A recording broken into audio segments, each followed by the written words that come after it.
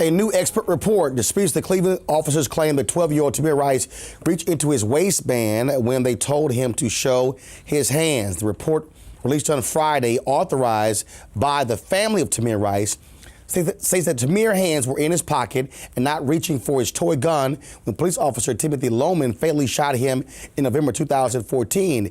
Jesse Wolbrock, an accident reconstruction and biomechanics expert, said, quote, "The scientific analysis and timing involved do not support any claim that there was a meaningful exchange between the officers and Rice."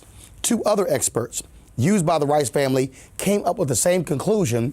Now, grand jury is currently hearing evidence on whether to charge the two officers, and it has been the DA, Cuyahoga County DA Tim McGinty, who previously released a report stating that freeze frame images show he was reaching into his waistband. Folks, this is, again, amazing to me, where you have the family who has to hire experts to break down the analysis of the video to counter the DA, who seems intent on proving the officers simply were justified in shooting and killing Tamir Rice.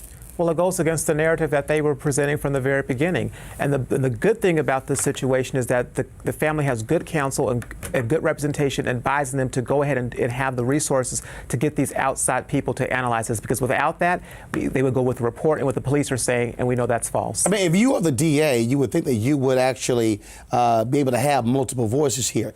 The DA clearly is trying to say, oh no, I found the experts who agree with the cops. Right. I would settle not just from multiple voices, just one other voice, just one other view of the situation, which we're not getting. But what you said was absolutely right. I mean, it can't be right that you can just roll up to somebody within a second shoot. Right.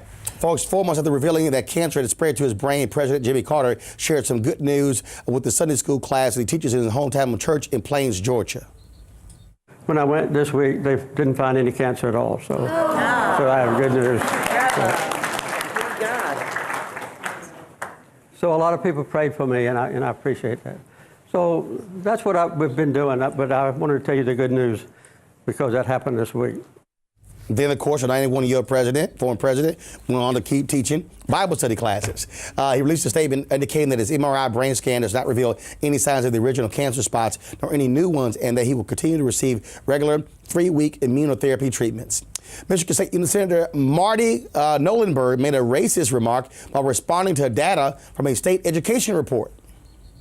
And you mentioned why these schools fail, and you mentioned the economically disadvantaged, and the non-white population are contributors to that, and we can't fix that.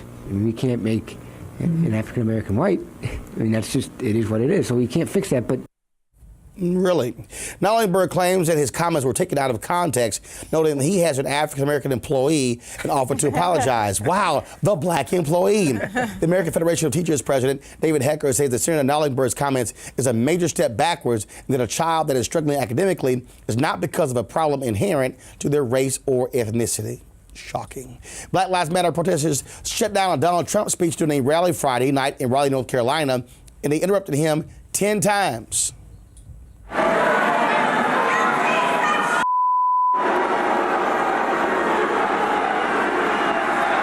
Thank you. Isn't it a shame? Look at this. Thousands of people are pouring in, and we have to get rid of one person. He's wasting our time.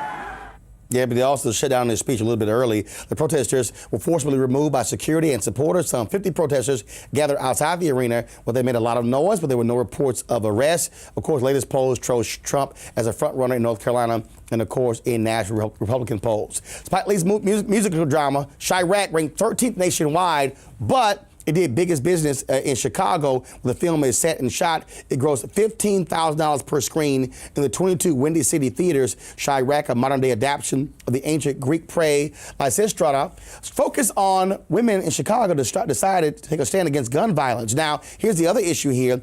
Pull the graphic up, folks. Although it was about 300 some odd screens, it did more than $4,000 per screen, which also was strong compared to other movies across the board there across the country. But again, 13th overall with 1.3 million, with 4,000 plus per screen. Also last night, the Kennedy Center honors Cicely Tyson, folks. She was among those being presented with the Kennedy Center honor. The annual event, hosted by President Barack Obama and the First Lady, celebrates artists who contributed to American culture through the arts. Tyson received tributes from producer Tyler Perry, actress Viola Davis, Kerry Washington, and Terrence Blanchard, along with CeCe Winans. And of course, they led an emotional rendition of the Bountiful Hymn with the choir from the Cicely Tyson Community School of Performing and Fine Arts there in New Jersey. So a great honor there for the great Cicely Tyson. She's an American legend. She's a beautiful woman. Period. Period. Phenomenal actress. Rita Moreno also was one of the folks there, and George Lucas as well. Yeah. So not bad at all. Coming up, folks,